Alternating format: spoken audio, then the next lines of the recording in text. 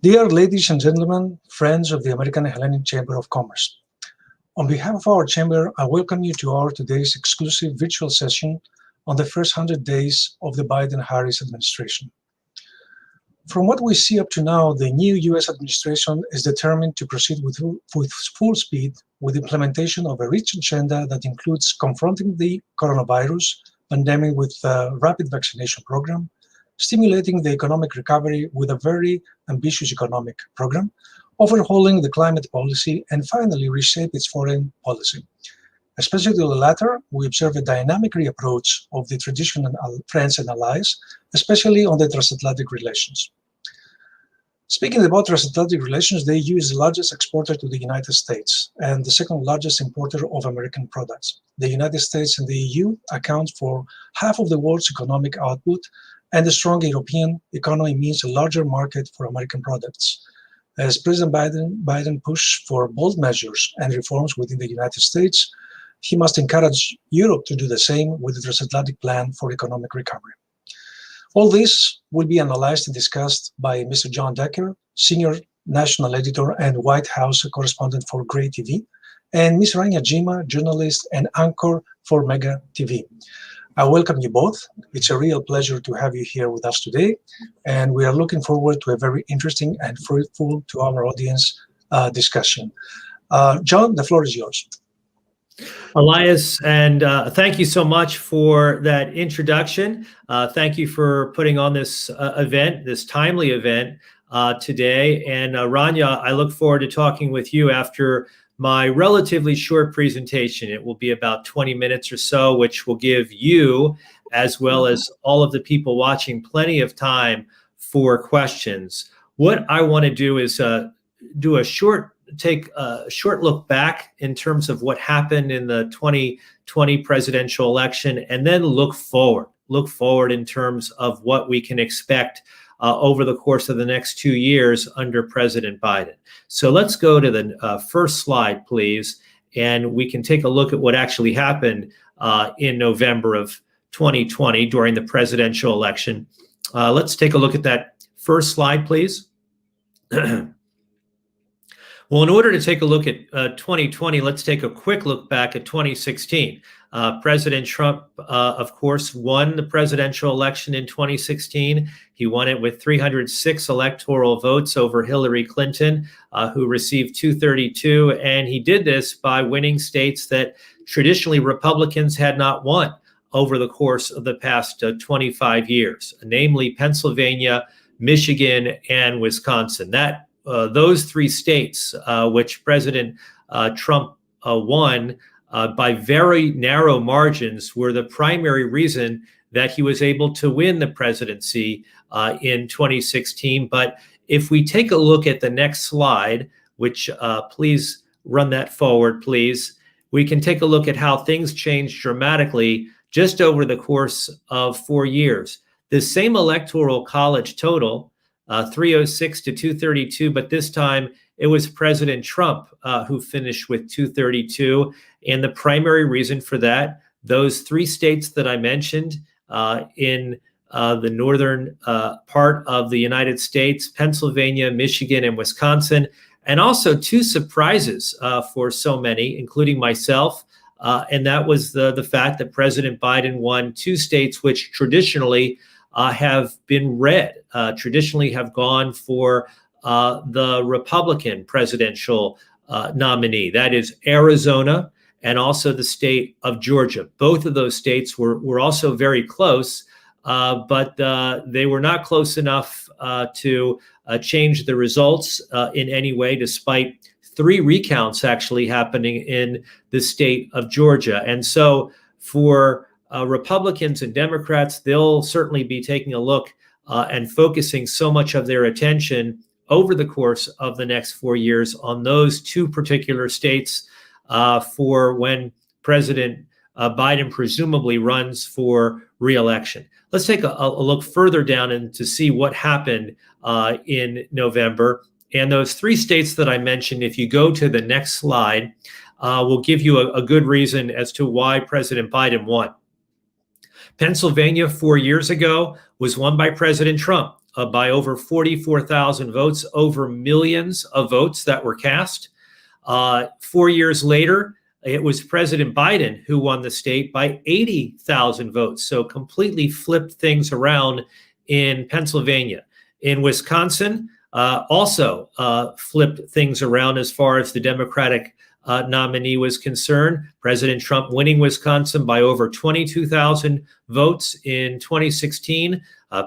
President Biden winning the state by over 20,000 votes in 2020. And lastly, Michigan, President Trump winning Michigan by a very narrow margin, just 11,000 votes in 2016.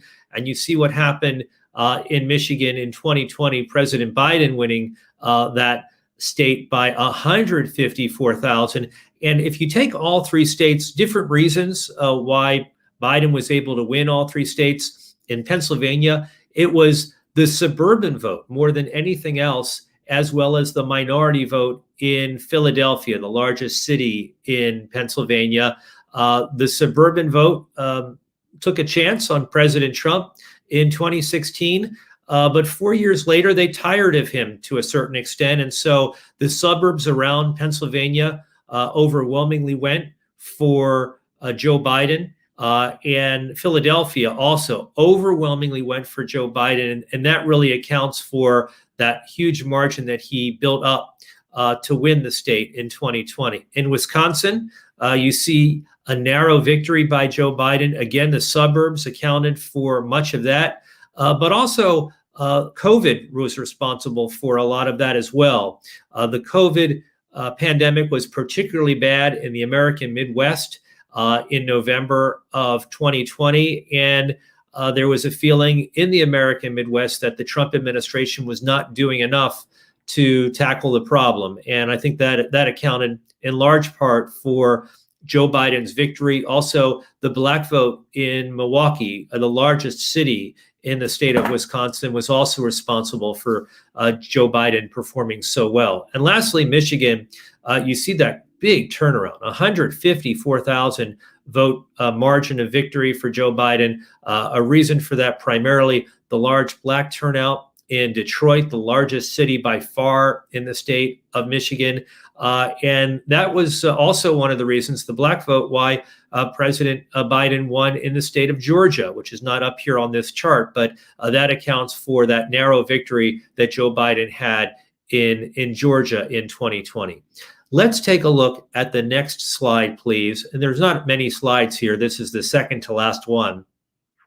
This takes a look at the popular vote, comparing 2016 to 2020. In 2016, just a reminder, Hillary Clinton actually won the popular vote in the U.S. She won it by nearly 3 million votes, but that was obviously not enough. She lost the Electoral College, and that's where elections are always decided in America. And then if you fast forward 4 years to 2020, you see a large margin of victory by Joe Biden, over 7 million vote margin of victory over President Trump as far as the popular vote totals are concerned. And if you happen to join me for the event that I had in the weeks leading up to the 2020 presidential election, I predicted that Joe Biden would win by anywhere from 5 to 7 million votes. And so that's exactly what we saw in 2020.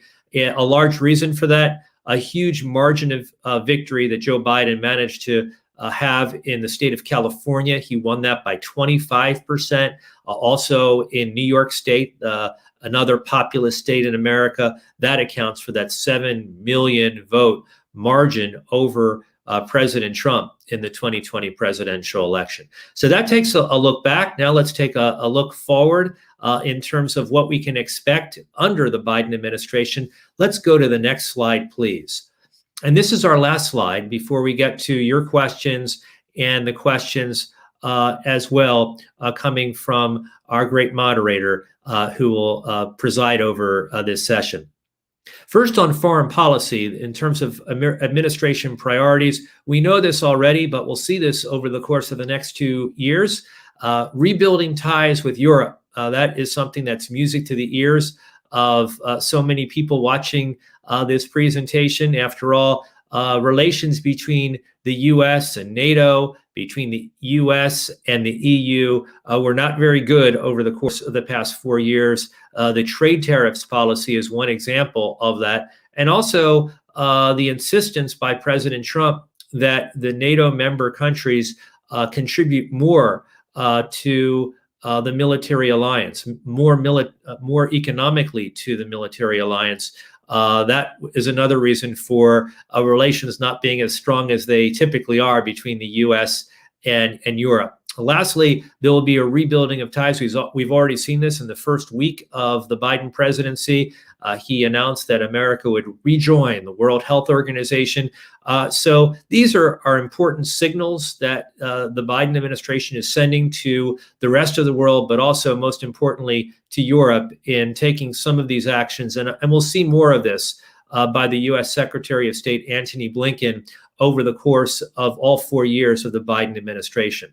On energy, as Elias mentioned in the introduction, there is a focus on this climate agenda.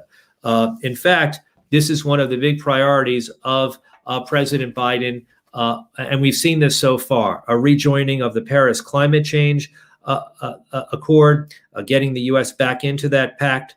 It's an aggressive climate agenda, and we also expect President Biden to start negotiations for new climate rules on cars and trucks and slowing or halting oil leases on federal land. So those are the types of things that we can expect over the course of the next 4 years. A lot of that can be done by President Biden alone. He doesn't need Congress to do many of those things. He can do that by executive action. On corporate taxes, and we'll get into this in our discussion, President Biden's infrastructure spending plan. How do you pay for this $2.3 trillion US dollar spending plan? According to President Biden, you do this by increasing the corporate tax rate from 21 to 28%. As you may recall, in the first year of President Trump's first year in office, he decreased or lowered the corporate tax from 35 to 21%. And so President Biden would like to increase it to 28%. You're already seeing some pushbacks from Republicans on that particular pledge that he'd like to make. And it will be difficult. It will be difficult to do that. I don't think he'll be able to get up to a 28% corporate tax rate. 25%, however, seems to be something that's more doable for some moderate Democrats, namely Joe Manchin, who's a Democrat, he's a senator from West Virginia. He seems like he's more comfortable with raising the corporate tax rate from 21 to 25% rather than from 21 to 28%. It all depends on the Senate, and that's because the Senate right now is tied 50-50. Typically with ties, you would have the Vice President Kamala Harris break those ties, but there's a procedural effort that you need to go through in the Senate. You often, on most pieces of legislation, need to get to 60 votes, and it's so difficult on so many pieces of legislation to get 10 Republican senators to break ranks. We saw that with the COVID relief bill. Not one Republican voted for the COVID relief bill, $1.9 trillion COVID relief bill, not one Republican vote in either the House or the Senate. On autos, you're going to see, and I bring this up as an important sector to take a look at because of the importance of that industry, that sector to Europe. There will be a bigger focus on electric vehicles, stricter auto emissions as well in the Biden administration. That's something that President Biden can do unilaterally by executive action. And you know, I pay attention to what's happening in the news. It seems like every major automaker in the world, whether they're based in the US or whether they're based in Europe, has announced really since the beginning of the year, certainly in the past 6 months, that either by the end of the 2020s or by the middle of the 2030s, they will have a majority of their fleet being electric vehicles, which is a remarkable thing to think about. On technology, big tech has an ally now. In the Biden administration on H-1B visas. These are the visas for individuals who have special skills that they can bring to America, that Silicon Valley in particular is very eager to have those individuals under President Trump. Those H-1B visas, the quotas for them were lowered, were decreased. I expect that they will increase under the Biden administration. And they do have an ally in the sense that the vice president comes from California, and she spent her entire political career building up those strong relationships with big tech, Microsoft, Oracle, and Facebook, Twitter. All of those companies have had a strong ally in Kamala Harris, and I think they'll continue to have a strong ally in Kamala Harris. That being said, President Biden has emphasized concerns about competitive practices and privacy. So it's not going to be the kind of free rein that we have seen under the Obama administration continuing under the Biden administration. But I do think that there will be certainly more of a welcoming than what took place under President Trump.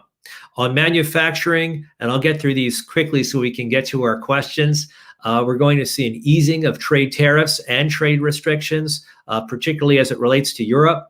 Those trade tariffs on imported aluminum and steel, I think, likely within the first year and a half are going to go away.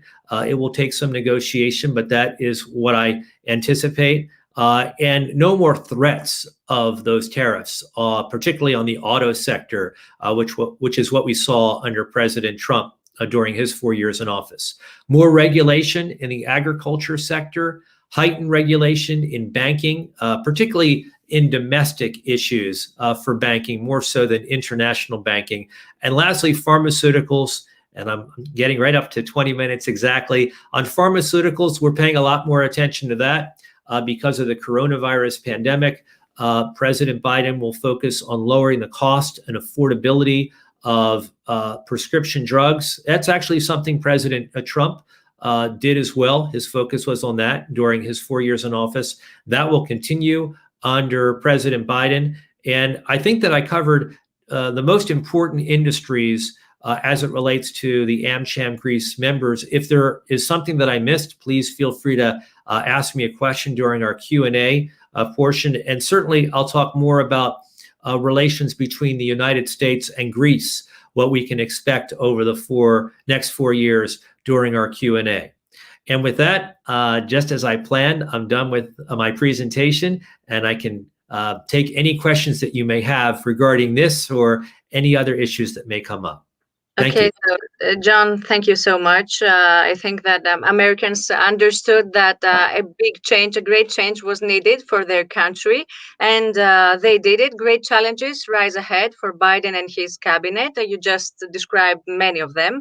I would like to start with, allow me to start with something which is very fresh and very important for us, because we learned today, a few hours ago, that FDA and CDC suggest that vaccinations with Johnson & Johnson vaccine should stop due to possible connections with incidents of thrombosis. But Greece is expecting tomorrow 34,000 shots, and we're expecting from Johnson & Johnson something like 4 million shots. How serious is this? Well, it's serious because it puts on hold our vaccination plans, Rania, here in the United States, and potentially your vaccination plans in Greece and perhaps throughout Europe. It's a setback, but when you keep in mind that literally millions of Johnson & Johnson vaccines have already been administered here in the U.S., and we're talking about of those millions of vaccinations, that have been administered, six cases involving potential blood clots. There's one fatality among these 6 cases, and I think that's the reason why the Centers for Disease Control and Prevention here in the U.S. and the Food and Drug Administration has put a halt on administering the Johnson & Johnson vaccine. This is an important issue. I'm glad you brought it up. It's breaking news, so to speak, and it impacts not only the United States, but it impacts the citizens of Europe as well, including it's going to be our number one subject in the evening news. Yes. Because as I just said, we're expecting the first shots tomorrow. And we don't know what this means for our vaccination program. And FDA is very serious. Johnson and Johnson is a very big company, so something probably is wrong there. Well, we know that tomorrow, Wednesday, the CDC, the Centers for Disease Control and Prevention, and the Food and Drug Administration will have a very important meeting regarding this pause and what should happen going forward. Because yesterday we saw here in the U.S. the largest number of Americans being vaccinated, over 4.5 million. And we can't expect that number that high going forward if there's a pause on the Johnson & Johnson vaccine, because quite frankly, health officials here, whether you're talking about federal health officials or state health officials, we're counting on the Johnson & Johnson vaccine to be a part of the mix besides Moderna and besides Pfizer for those vaccine being administered to Americans all across the country. Okay, I will stay in the pandemic and the vaccination program, since the new administration will have to deal with the mistrust that many Republicans show regarding vaccines. I was taking a look at the PBS News poll, according to which half of the United States population, men population, who identify themselves as Republicans, refuse to take the shot. How will Biden deal with this? Well, Biden will need to count on actually his colleagues who are Republicans to help deal with this. First of all, President Trump, who's the leader of the Republican Party, even though he lost the presidential election, he's spoken twice on this issue. He spoke about this in a speech that he gave several weeks ago. He spoke about it again in an interview that he gave on Fox News, again several weeks ago, in which he urged his supporters, he urged his followers to get vaccinated. So that's really important that the president, the leader of the Republican Party, is saying that. The leader of Republicans in the U.S. Senate, Mitch McConnell, also has taken the opportunity to urge all Republicans, men and women, to get vaccinated when they have an opportunity to do so. So it really is a matter of the leaders of the Republican Party speaking out and urging the base, urging the supporters to go out and to tell them essentially, this is important. It's important in terms of getting the U.S. economy back to normal. It's important in terms of getting the world economy back to normal as well. Okay, so President Biden has set a goal for 100 million vaccinations in the first 100 days of his administration. Will this goal be achieved? It will be achieved. It will be achieved in large part because state and local officials have really ramped up their efforts to get people vaccinated. I personally have been vaccinated twice with the Pfizer vaccine. And so more and more Americans every day are getting emails or phone calls from their local or state health authorities that their turn in the line has now arrived to get vaccinated. So that goal will definitely be achieved. But keep in mind, even if it is achieved, that's less than a third of the U.S. population, in terms of being vaccinated. The U.S. population, a little over 330 million. And so there's more to do. But I think a more reasonable goal is to have the vast majority of the U.S. population, well over 70% of the U.S. population, vaccinated by the end of this summer. Okay, so the Congress approval of the fiscal stimulus bill of $1.9 trillion for the U.S. economy recovery was regarded as President Biden's political victory. It's an enormous recovery plan, approximating, if I'm right, 9% of U.S. GDP. Correct me if I'm wrong. How will this public spending be utilized, and what sources will fund the fiscal stimulus?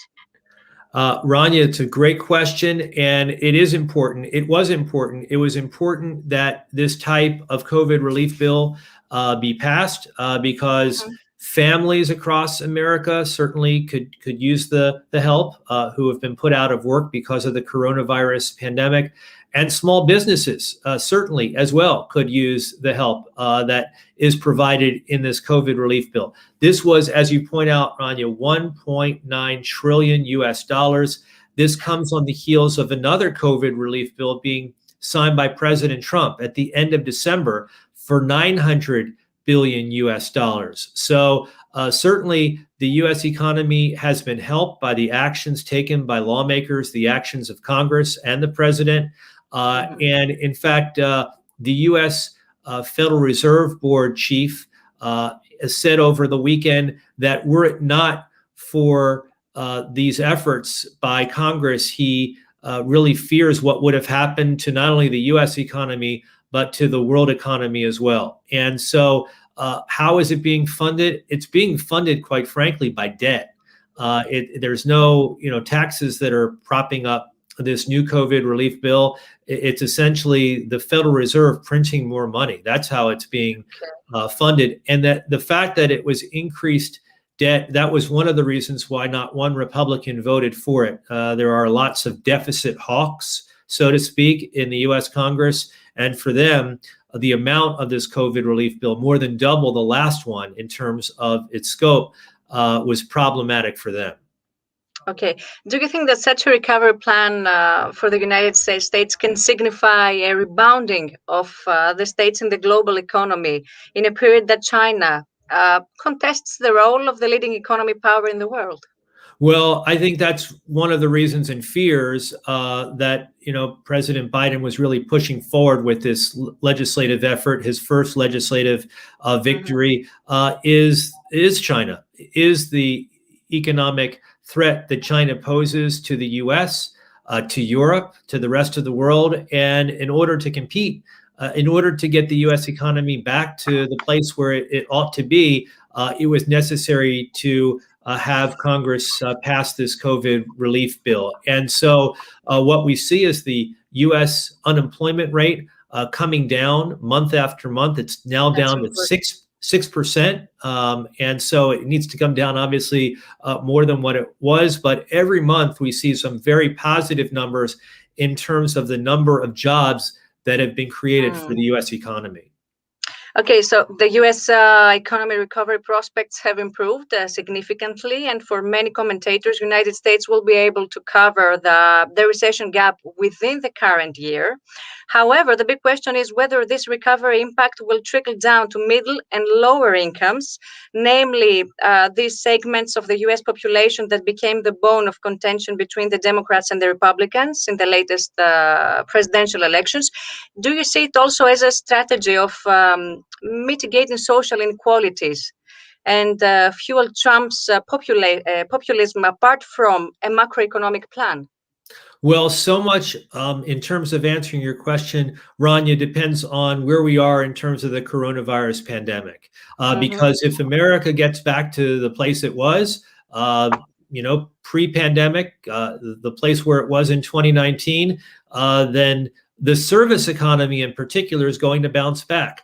Bars and restaurants, which were shut down, not only here in the United States, but this so well in Greece, has just devastated so many parts of the U.S. economy and so many families across the U.S. And so if we're on top of the situation as it relates to the coronavirus pandemic and the U.S. economy reopens, the service economy reopens, then I think you're going to see a really remarkable increase in America's GDP, which benefits the world as well. When America is zooming along in terms of our economy, it has a trickle-down effect on South America. It has a trickle-down effect on Asia and certainly on Europe as well. Okay, let's move far from the pandemic and the U.S. economy and focus on U.S. foreign policy. When we heard President Biden calling Vladimir Putin a killer and stating that Russia will pay the price for its interference in the U.S. elections, it was perceived as a return of the Cold War climate and rhetoric. What does President Biden's statement about Russia paying the price mean, in your opinion? And do you share the view that tension in U.S. and Russia relations comes back in from the cold? Well, that is a question we're all asking. First of all, the rhetoric used by President Biden I don't know. I can't get inside his head. I don't know if he wants to take back that language, calling President Putin a killer. That's pretty harsh rhetoric. And we know it got to President Putin because it got an immediate reaction from him. Yeah, he was annoyed. He was annoyed, exactly. So look, right now as things stand, I don't see U.S. relations with Russia coming back to a place that I think the rest of the world can be comfortable with. I think that's a good description that you used, Rania, sort of back to the Cold War. And I think that we're to a certain extent in a worse place than we were during the Trump years, in the sense that President Trump, as you know, during his all 4 years as president, was very reluctant to ever criticize President Putin. It's like America is back to what we knew. Yeah, that's right. That's right, because it was like that certainly during the Obama years. There was a little bit of a thaw during the George W. Bush years, and I covered the presidency, the White House during the Bush years as well. But we're not in a good place right now. That's for sure. As to what he meant, to answer your question, Rania, by that veiled threat against Russia, I don't know what he means. There already are sanctions that have been imposed upon Russia. I don't know what more you can do against Russia. And Russia, of course, is a world power. It has its own veto that it can wield and use at the UN Security Council. So to a certain extent, it's always a little good, or a little better, I should say, to have Russia in a place where there is détente, sort of a meeting of the minds, so that you can get some things done at the United Nations Security Council, and you don't face that veto threat that Russia has and China has as well. Okay, let's go to the other crucial front in foreign policy, lies in the Western Pacific area and concerns the United States' relations with China. During the last days, we have witnessed an unusual tension between the two countries, with the U.S. Secretary of State Anthony Blinken stating that he's concerned by China's increasingly aggressive actions towards Taiwan and the Philippines, and for trying to change the existing status quo by force, while the U.S. administration has fiercely criticized the Chinese treatment against the Muslim minority of Uyghurs. On the other hand, Beijing fires back by stating that it is the presence of the U.S. Navy in the area and the Taiwanese government that is trying to change the status quo. How do you think the U.S.-China relations will develop under the Biden administration? Well, it's an excellent question, Rania. And I've always maintained, I maintained this during the time that Joe Biden was running for president, and I still maintain it today, that we will certainly in the first year of the Biden administration will not see any difference in terms of the approach that the Biden administration has towards China than what President Trump had towards China. President Biden views China as a strategic adversary. It views China as an economic adversary. We saw that sort of come to a head just a few weeks ago when U.S. officials met with Chinese officials in Alaska. And it was very tense, unusually tense. In front of the cameras, in front of journalists. I agree with you 100%. Unusually tense. And look, there are many reasons for that. The harsh rhetoric that we heard from President Trump targeting China during the course of his presidency is one reason, maybe, for that. You even heard over the weekend the Secretary of State, Antony Blinken, use some of the same language that some Trump officials used as it relates to China's blame for the coronavirus pandemic. He said over the weekend on a Sunday morning show, Meet the Press, Rania, that China should have done more in the beginning stages of the coronavirus pandemic to essentially warn the rest of the world about how bad this pandemic could get. And so that language sounded a lot to me like what we heard, for instance, from the former Secretary of State, Mike Pompeo. So I don't see relations having a thaw anytime soon between the U.S. and China. They will remain tense for the time being. And, as far as reducing those trade tariffs that exist on Chinese goods, I don't see that happening anytime soon either. Okay, so let us move on to the Middle East now, and by that we are coming closer to our neighborhood. Do you believe that the new U.S. administration will be more active in Syria, a region where regional powers like Russia, Iran, Turkey have taken advantage of the withdrawal of the U.S. interests under the Trump administration? And I would like also a comment particularly on Iran's relations, since we have witnessed a substantial change between Obama and Trump's stance towards the country.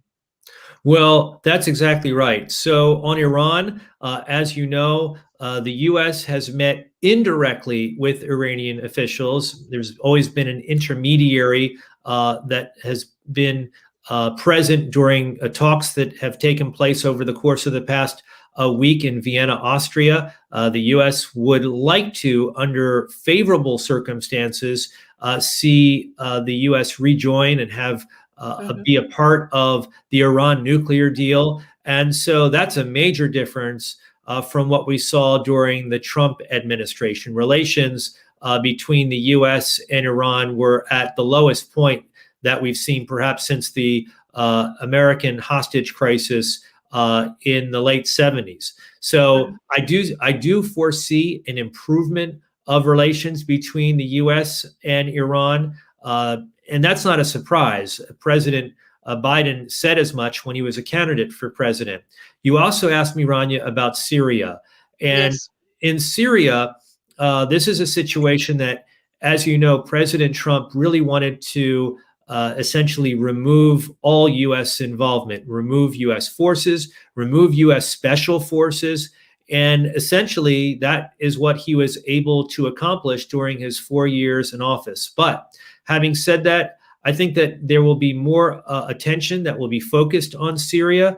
And I think that's necessary because of the problems that it poses to its neighbors in the region. So this will also occupy so much of the time of the U.S. Secretary of State.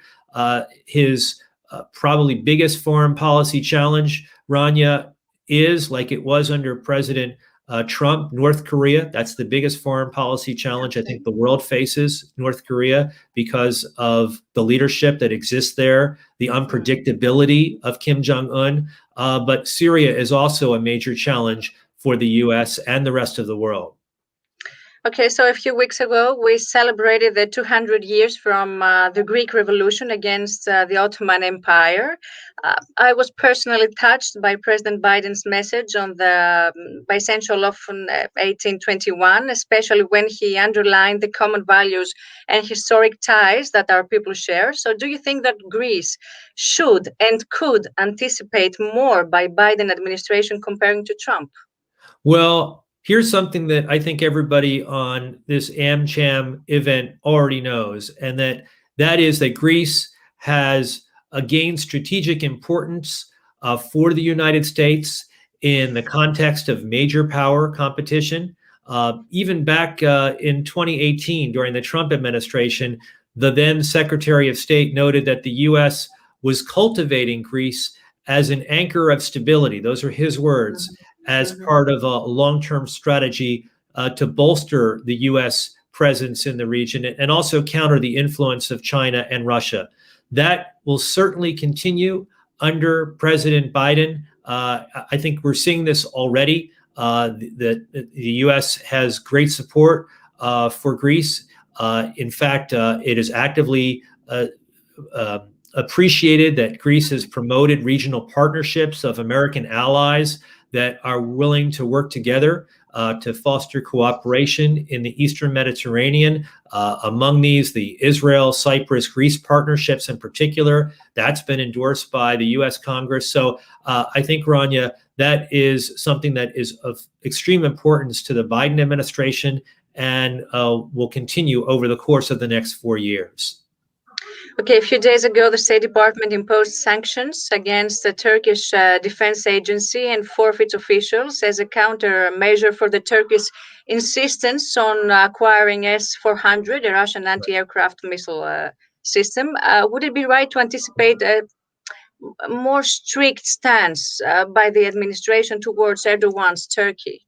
Yes, certainly when you compare it, Rania, to what existed during the Trump years. For Mhm. whatever reason, President Trump had a strong relationship with Erdogan in Turkey, and that will not continue with President Biden. You know, to a certain extent, I think Erdogan's political future is, I wouldn't say in doubt, but it's not as strong as it was a few years ago. And I think that this is another reason why the U.S. Greece relationship is so important because of some of the problems that we're seeing right now. And Turkey's reaching out to traditional adversaries of the U.S. in some respects, whether you're talking about China or Yeah. Russia. And so I do believe that you're going to see a tougher approach taken towards President Erdogan, towards Turkey by the Biden administration. Mhm. Okay, let's change the field. On the top of the new administration agenda, we can find climate change and environmental protection as priorities, as President Biden wants to denounce Trump's legacy on the specific issue. One of the new administration's first executive orders was rejoining the United States to the Paris Climate Agreement. Now, President Biden, under his 1.9 trillion recovery plan, the American Jobs Plan, aspires to put forward a clean energy and environmentally friendly infrastructure project. Can you tell us the main energy and environmental related provisions on this plan? Well, this is a very important aspect of the Biden administration economic strategy. They believe that this is the future. It's the Mhm. future in terms of jobs, not only in America, but around the world. And they see greater emphasis being placed upon clean energy rather than fossil fuels. The auto companies here in America recognize that. That's the reason why they are now pivoting towards electric vehicles. I see this happening among the large European automakers as well. And so what we see is a significant amount of resources devoted towards pushing the U.S. in that direction. There, on the Republican side, it's important to keep in mind, you know, sort of what the other side has to say. On the Republican side, there's concern of a precipitous movement towards clean energy, meaning not a gradual movement to clean energy, because if you don't have the gradual move to clean energy, they say and they fear that a significant number of U.S. jobs that are in the fossil fuels industry could be negatively impacted. And so that will be the continued pushback coming from Republicans. But it's important to keep in mind, Rania, that for the next 2 years, and I'll explain why, so much of what President Biden wants to do in this area will likely get done. I say the next 2 years because that's the midterm elections. And so the makeup of Congress will be the makeup of Congress for the next 2 years leading up to 2022. Democrats will continue to control the House and continue to control the Senate, even though it's a 50-50 Senate. It's the Vice President Kamala Harris who can break those ties. And so whether you're talking about making efforts in terms of clean energy proposals through regulations, which can be done unilaterally without any movement from Congress, you're going to see that continue over the course of the next, not just 2 years, but 4 years. And then there'll be some moves as it relates to legislation as well. And that will not be as easy because there are some members of the U.S. Senate in particular that come from states in which jobs really depend on fossil fuels, the coal industry in particular, West Virginia, the Democratic senator from West Virginia, Joe Manchin, he's not going to vote for anything that would destroy jobs or negatively impact jobs in his state. So that's something that we'll certainly have to keep in mind. Okay, John, let me pass you over a question which a friend has sent us here. They are asking, there are many references in comparing the Biden's stimulus program with the one which came back in the 30s. Do you think there are similarities, and to what extent it can reform the country and its global status as it did in the past? Well, There are similarities in terms of if you just look at the raw numbers of jobs that were lost, the raw numbers in terms of the unemployment rate that the U.S. plummeted to because of the coronavirus pandemic. But the big difference between what happened during the Great Depression and what happened over the course of the past year, not only in the U.S., but in the rest of the world, is that the fundamentals for a strong U.S. economy were there. The fundamentals are still there for a strong U.S. economy. So the point that must be made is that once we get through this health crisis, once we get through this economic downturn that we had as a result of the coronavirus pandemic, the U.S. economy is poised to have a very strong rebound in the U.S. economy. Some have called it a V-shaped recovery, just like that. I do see already evidence of that happening with the strong jobs numbers that have come out, as well as the fact that the unemployment rate has indeed come down from 9-10% all the way down to 6% nationally, and it's come down even further in many states across the U.S. So in that respect, it's very different than what happened in the 1930s. Having said that, this is a significant amount of money that's being used to sort of give a jump start, Rania, to the U.S. economy. And don't just take it from me, the Fed chairman has also said this was extremely important and has been extremely important in terms of propping up the U.S. economy. Okay, so let me get back to my questions. U.S. and EU transatlantic relations had deteriorated under the previous U.S. administration. Do you see the Biden administration pledged to a return to a multilateralism and diplomacy as an opportunity for these relations? Which do you think are the key fields of a renewed partnership between the United States and the European Union? Oh, absolutely. I think that relations are already improving between the U.S. and the EU, the United States and Europe.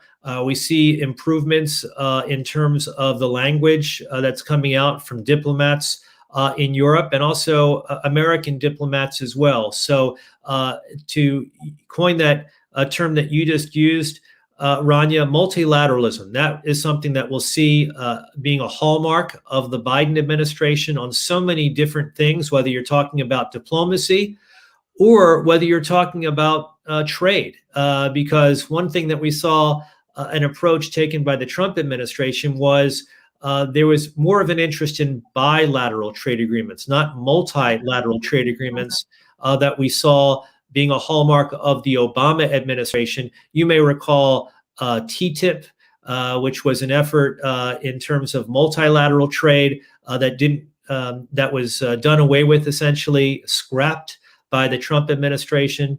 I think you'll see a return to efforts to increase trade on a multilateral basis between the U.S. and Europe, and also on a multilateral basis between the U.S. and Asia. After all, I think that one thing that can be accomplished, I don't think anybody would disagree, is by unifying an approach between the U.S. and the EU towards China. We have the largest economies in the world, and you can apply so much pressure on China if there's simply cooperation in that effort. And for whatever reason, that never happened during the Trump years, and there's an opportunity for that during the Biden years.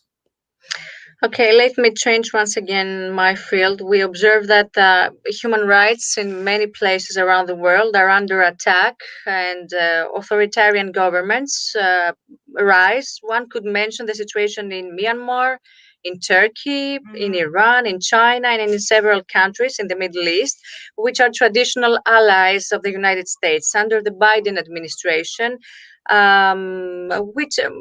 Which clearly shares more liberal values than its predecessor. Do you believe that issues of human rights and democratic values would dictate foreign policy and the financial aid agenda?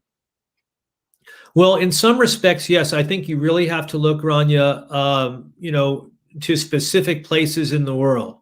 So, for instance, Hong Kong. That's an instance where I do believe that human rights will dictate the relationship that the U.S. has with Hong Kong and by extension by China.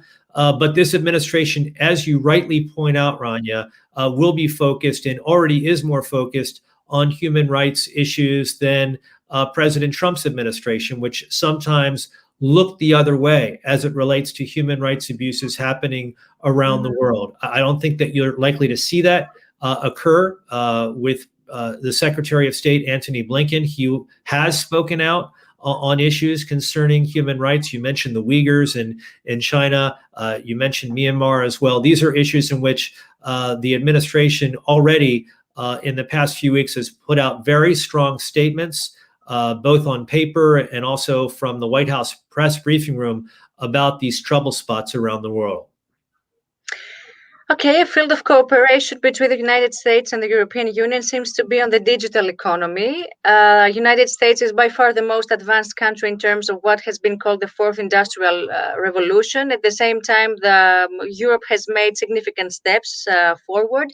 The European regulation on data extraction and privacy protection has created quite often disputes between American technology companies and the European Commission when the former want to operate in Europe. Do you think that the two regions can reach a middle way by combining a technological enhancement in our economies with protection at the same time of individual privacy?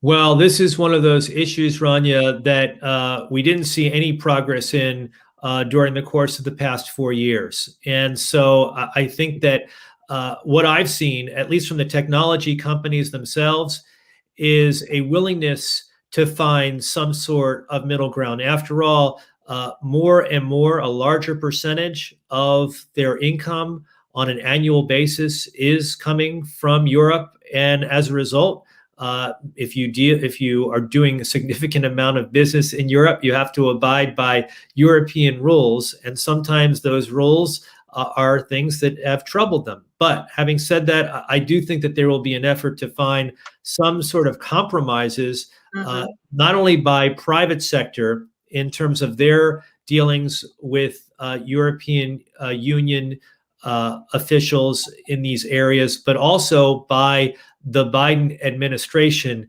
trying to become some sort of intermediary to find solutions to deal with these issues.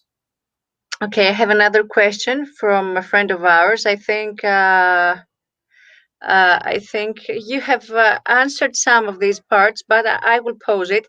How high are the democratic values, gender diversity, environment and privacy, and intellectual rights in the U.S. administration agenda, and how all this could contribute to the formation with certain other countries of a strong set of standards that could dictate global trade and economy?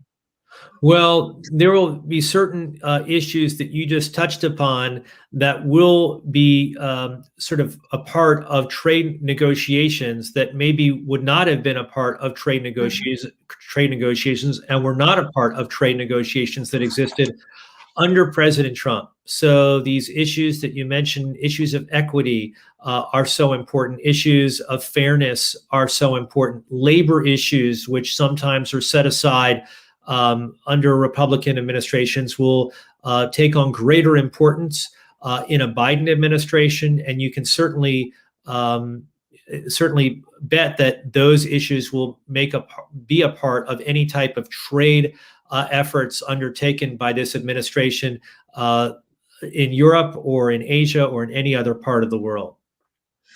Okay, so Jon, thank you so much for being so patient and answering to all my questions and the questions posed by our friends. So let me pass over to Mr. Spirtounas for the closing remarks. Mr. Spirtounas. Thank you. I really enjoyed this conversation. Excellent questions. Actually, most of them I hadn't, written here on my page. Thank you, Rania, by the way, for your excellent moderation and your questions that ignited a very interesting, I think, conversation to all of us. Thank you, Jon, again, once more, for presenting us a very clear picture of what is happening now in the U.S. on the political scene, on the foreign diplomacy, and on the economic and health front, and what we should expect in the near future. Last, I want to thank all you who connected with us today and watched this discussion from not only from Greece, but from many other countries. And we look forward to see you in one of our next events. Have a very good evening or very good morning, depending where you are. Bye-bye.